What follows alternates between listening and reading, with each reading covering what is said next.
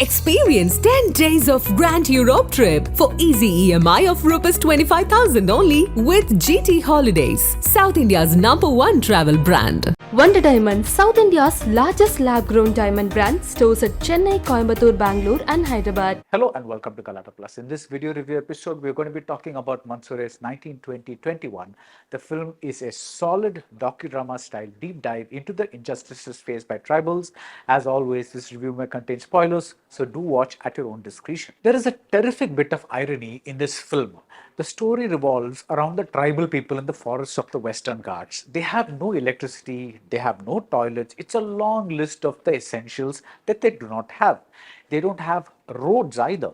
A tribal man says that if they had roads, it would make it easier for their children to visit them. But then someone else says that it would be equally easy for the forest police to visit them. Perhaps they're better off as they are. The film opens in 1998 at a point when the police begin to beat up a group of tribals for collecting forest produce like honey, fruits and so on and so forth. And we get to irony number 2. Imagine being punished for plucking fruits from the very trees that you have planted. That's not all. Irony number 3 is just around the corner. At the point the tribals are beaten up, they exclaim that they want their children to be educated so that at least the next generation does not have to suffer this fate. And so we get to Manju, who's played by a wonderfully controlled Shrunga BV. He becomes the first person from his community to get a college degree, but it's not easy. In one scene, he runs into a couple of forest police and they examine his bag thoroughly. It's almost as though they are disappointed that the bag contains nothing but books. So what do they expect? They want evidence that Manju is a Naxal. This line explains it all. We are children of the forest, but in the eyes of the government, we are Deshdrohis or traitors. Every tribal is under suspicion either of being a Naxal or of helping out Naxals. The crux of 1920-21 is the arrest of Manju and his father, played by Mahadev Hadapad. Are they Naxals or Naxal helpers, or are they innocent? Mansore takes us through this investigative journey in a docudrama style with a mostly handheld camera. Only a few scenes feel off, like an echo of Manju not being allowed to sleep in jail and a man in a bus not being able to sleep because of someone narrating Manju's story. This is a little too pointed. Otherwise, there's just enough drama, say in the scenes of torture or in the scene where Manju meets his sister. And there is just enough fact, say in the elaboration of the title, wait till you find out what it means, or in the attempt to move Adivasis to the city.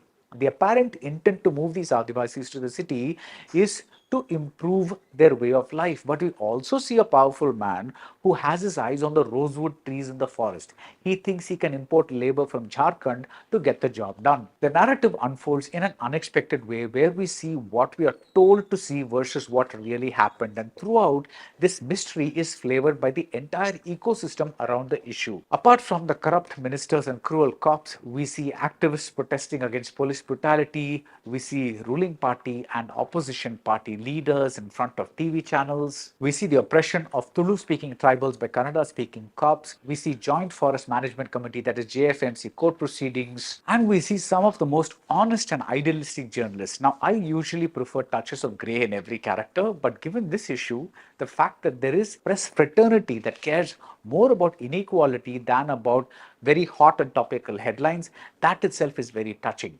This is not a subtle movie, but when lawyers or when teachers are on screen, the preaching and the messaging, it feels organic. They automatically assume context within the frame of the story. It does not feel like the usual random advice from a random do-gooder hero. I wished Mansore had kept the commentary more focused. For instance, we hear from a politician that the tribals are more politically aware now and it was better when there were frogs in a well. True, but it sounds more like lines from an editorial than lines of dialogue. And the touch of giving a copy of the Constitution to a young girl that belongs in a more melodramatic movie, but to a large extent, the tone of 1920-21 is perfect. The story travels all the way to the present day and we feel every bit of Manju's plight, but without the hysteria that we sometimes find in these films. Bhagat Singh and Ambedkar are invoked both as posters on a wall and in spirit. My favorite line is when someone says, he is a young boy, even if he has done something wrong, he should be given the chance to correct himself. This is a very gentle sentiment that belongs in a far less cynical world than the one around us today, and that is the spirit Mansore imbues his film with. If we don't hope for the best, then all is lost. So that's it for the video review of Mansore's 1920-21. If you like this review, do subscribe to Galattaplus and see you soon at the movies. Experience 10 days of Grand Europe trip for easy EMI of Rs 25,000 only with GT Holidays, South India's #1 travel brand. Wonder Diamond, South India's largest lab-grown diamond brand, stores at Chennai, Coimbatore, Bangalore and Hyderabad.